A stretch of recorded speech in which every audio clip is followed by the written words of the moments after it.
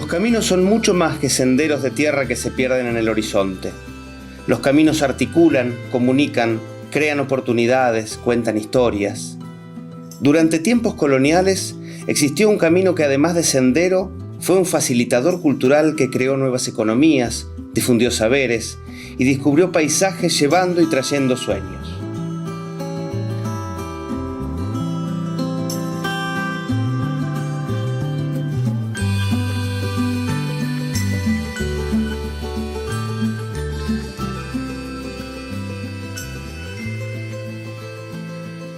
Leguas de tierra áspera que el viento arremolinaba alrededor de los carruajes, los bueyes y las mulas. Hombres y mujeres con la paciencia y el coraje para seguir una huella que ya era antigua y que hoy es historia, el camino real.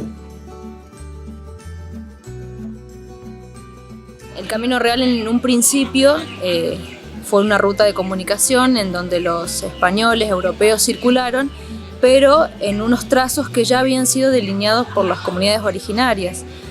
Los originarios fueron los primeros en trazar algunos caminos.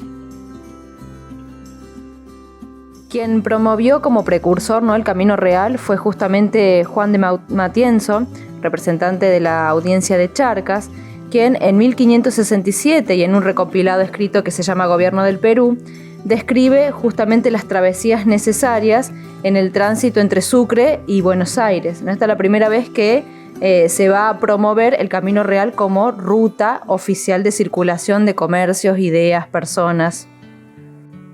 En 1663, justamente este camino del que estamos hablando, adquiere la categoría de camino real. Esa categoría surge por la ordenanza del gobernador del Río de la Plata, José Martínez de Salazar.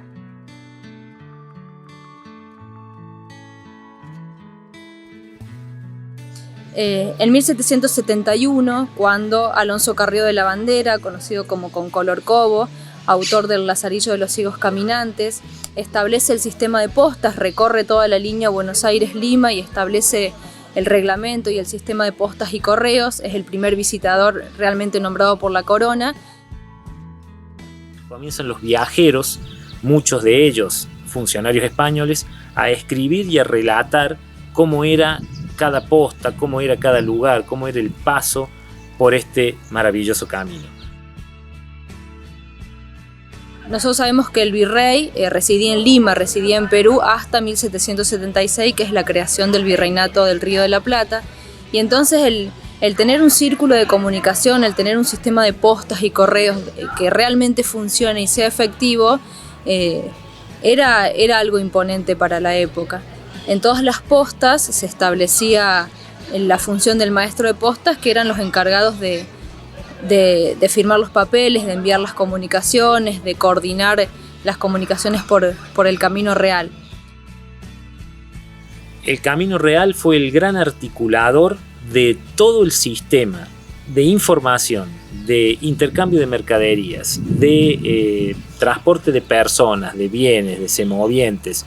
Era realmente una verdadera columna vertebral que, si bien vinculaba Lima con Buenos Aires, tenía también otras ramificaciones y otros caminos paralelos, algunos de ellos caminos reales, es decir, regulados por el Estado colonial, y otros caminos más de tipo vecinal.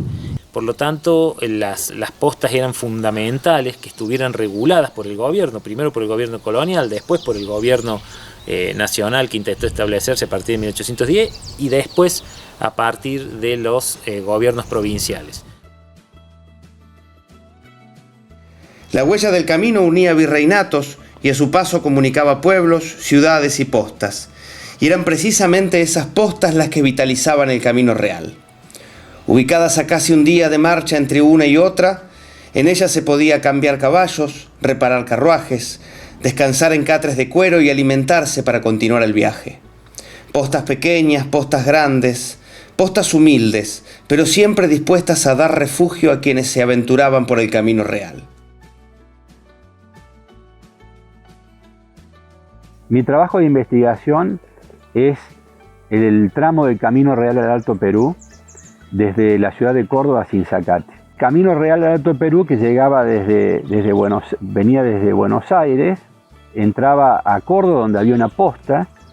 La posta, si bien no está identificado exactamente el lugar, pero estaba, según lo que yo he podido investigar, estaba cerca de lo que es la iglesia San Roque, sobre la calle San Jerónimo, que era el ingreso del Camino Real, que se llegaba de Buenos Aires, y pasaba por la ciudad y subía a los Altos de San Martín, aproximadamente muy cercano a lo que fue el molino de Ducase, hoy cercano al puente Avellaneda. Allí trepaba y ya se iniciaba el camino hacia el norte. Bueno, a partir del informe de Carrió de la Bandera, en ese viaje tan famoso que después culminó en el libro El Lazarillo de Ciegos y Caminantes, en ese viaje funda la posta de la Noria. Esa posta funcionó aproximadamente desde el año 1773 hasta 1813. En 1813, debido a problemas económicos del maestro de posta y demás, solicitó al gobierno, al administrador, que era el padre del general Paz, don José de Paz, le solicitó dejar, digamos, la maestría de postas, y entonces se creó lo que fue la posta del río Carnero. Es importante destacar que en el tramo, por ejemplo, de la jurisdicción de Juárez-Selman hacia el norte de Córdoba, funcionaron dos postas, que fue la posta de Rosario Bajo de Recua y la posta de la Chacarilla. Ambas postas se encuentran dentro de la jurisdicción de Juárez-Selman. En la jurisdicción de General Paz se encontraba la posta de la Noria y la posta de Castellanos. Lo interesante de este trabajo es saber de que funcionaron varias postas, varias que normalmente no se las tiene en cuenta. La posta que se ve en la ruta cuando uno viaja es la posta de Pozo del Tigre, que llaman Pozo del Tigre, que en realidad, si bien la denominación Pozo del Tigre es muy antigua, pero nunca funcionó como posta con ese nombre. La que le llaman Pozo del Tigre en realidad es la posta de Castellanos.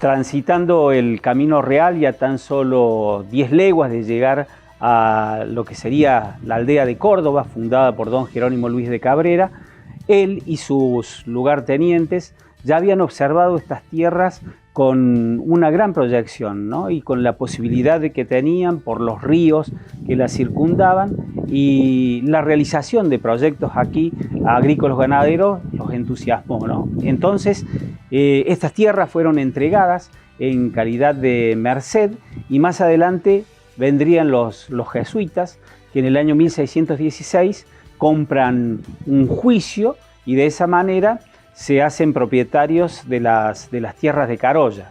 Aquí van a desarrollar la primera estancia jesuita, una de las que sirvió para el sostén de su obra pedagógica en Córdoba. Luego de que a ellos los expulsaron, nuestra casa tuvo etapas históricas muy, pero muy importantes. La más importante de ellas es precisamente la instalación aquí de la primera fábrica de armas blancas. Sables, espadas, bayonetas fueron a los ejércitos de San Martín y Belgrano, nuestros principales ejércitos libertadores. Fue precisamente el general Manuel Belgrano quien, ya muy enfermo y habiendo dejado la responsabilidad del ejército del norte, llega aquí en marzo del año 1819, y más precisamente el 19 de ese mes escribe una carta a don Carlos Signo, un vecino de Córdoba, que le facilita 400 pesos para que él pudiese llegar a destino, a Buenos Aires, ¿no? Donde va a morir 3 meses después. El general Manuel Belgrano, probablemente aquí, en la estancia jesuítica Carolla, haya rezado en nuestra capilla doméstica las últimas palabras en oración por los destinos de la patria.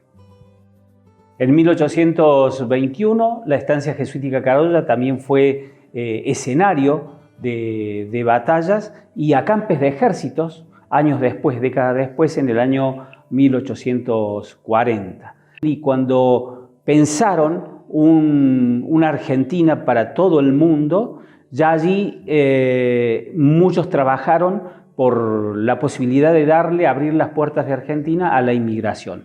Fue así que Nicolás Avellaneda, continuando las políticas de Sarmiento en ese sentido y con la filosofía alberdiana de que gobernar es poblar, ellos recibieron a los contingentes italianos, los friulanos, que llegaron al puerto de Buenos Aires en el año 1878 y enviaron aquí a un importante número de familias friulanas para que fundaran Colonia Carolla.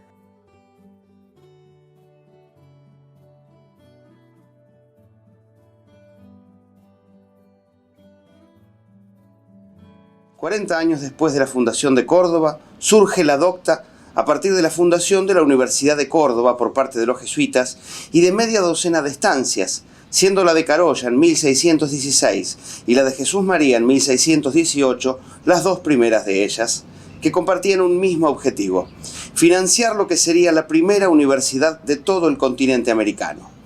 La estancia Jesús María se caracterizó desde siempre por su producción vitivinícola, una de las mayores de las que se tiene registro en el continente, llegando a elaborar más de 12.000 litros de vino anuales hacia mediados del siglo XVIII, contando con más de 48.000 vides que eran atendidas por las casi 300 personas esclavizadas que trabajaban en esta estancia. La conquista y colonización española asumió un profundo significado religioso que implantó y difundió el catolicismo en cada rincón de la América hispana. Las iglesias y capillas se convirtieron en la base para construir y afianzar la identidad social cristiana y la simbolización de que la población pertenecía a una religión dominante. La creación de nuevos espacios sagrados fue la expresión de la expansión de la sociedad cristiana y se trató de un fenómeno que representa los esfuerzos de la Iglesia por establecer en esta nueva tierra una única comunidad espiritual. Estas construcciones de pequeños templos como las capillas con las que contaba cada posta o las grandes iglesias de las estancias jesuíticas fue la demostración del control de la Iglesia sobre las poblaciones rurales y demuestra la ocupación efectiva del espacio que acompañó el avance de la dominación hispánica.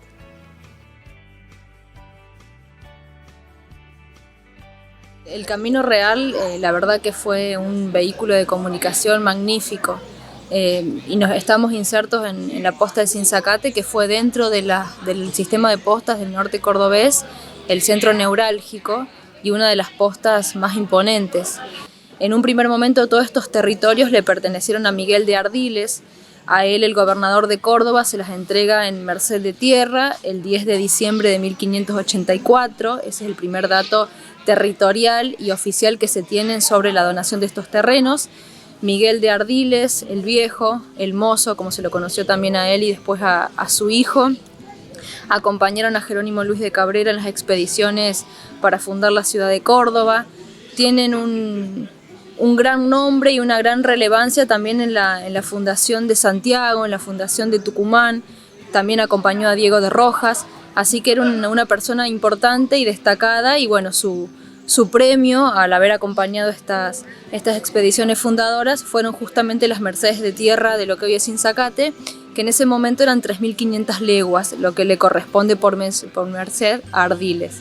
Desde ahí empieza lo que podemos decir la historia de la posta. Él no va a construir, el primer dueño de la tierra no va a construir ni la casa ni la estancia, sí ya lo va a empezar a hacer su hijo.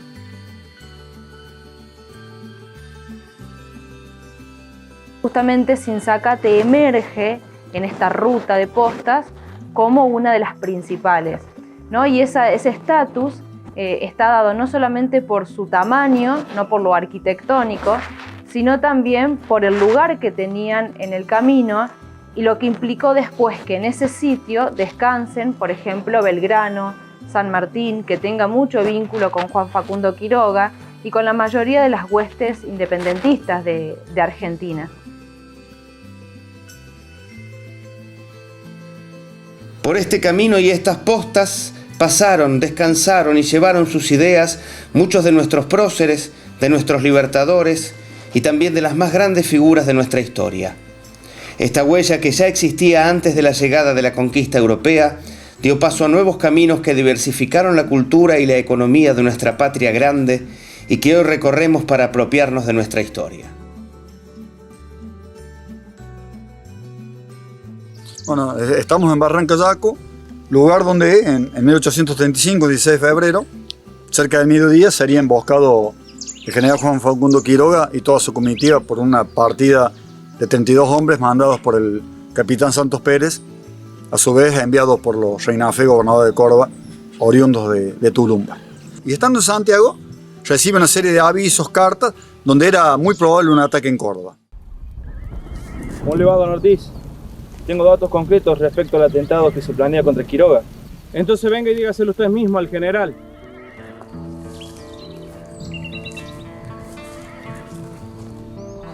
Mi general. ¿Qué pasa, Ortiz?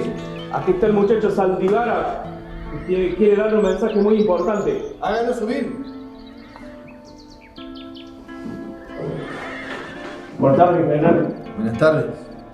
Me he enterado que pasando a las botas de los Talas, del paraje Barranca Yaco, una partida de más de 30 hombres estaré esperando. Yo mismo he visto pasar. Muchas gracias, joven. Nada, mi general. Dele unas monedas, Ortiz.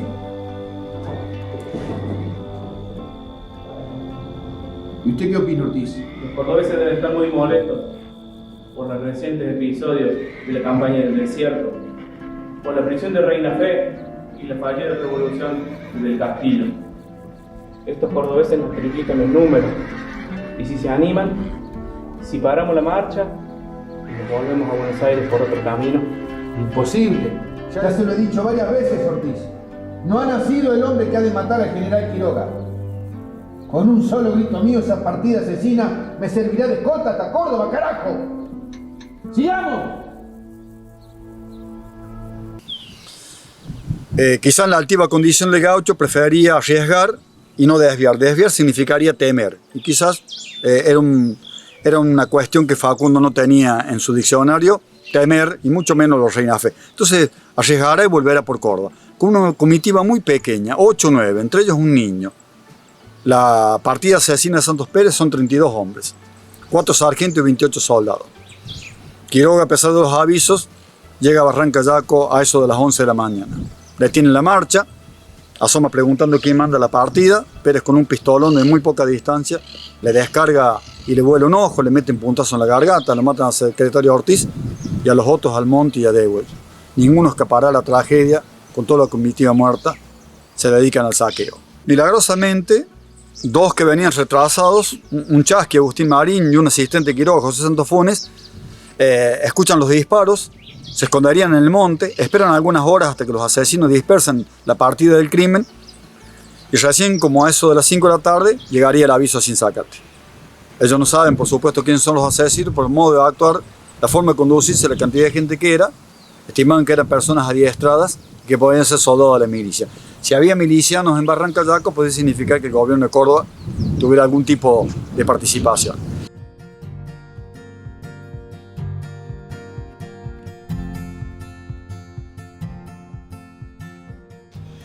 El movimiento de los viajeros era siempre intenso. El tránsito de los carruajes y el comercio que generaban hacían que diariamente muchas postas parecieran ferias.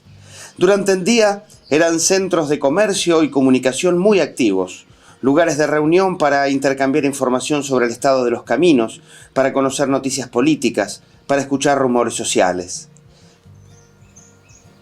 Las postas eran espacios culturales múltiples y muy diversos que incluían a todos los actores sociales de la época, con sus consensos, sus conflictos, las diferenciaciones, la explotación, la exclusión. Conquistadores, sacerdotes, estudiantes, sanavirones, comechingones, personas esclavizadas arrastradas desde África, criollos, criollas y algún aventurero recorrían este camino entre Buenos Aires y Lima, dejándose llevar por la huella implacable del camino real, la espina dorsal del enorme territorio conquistado por los españoles entre los Andes y el Atlántico.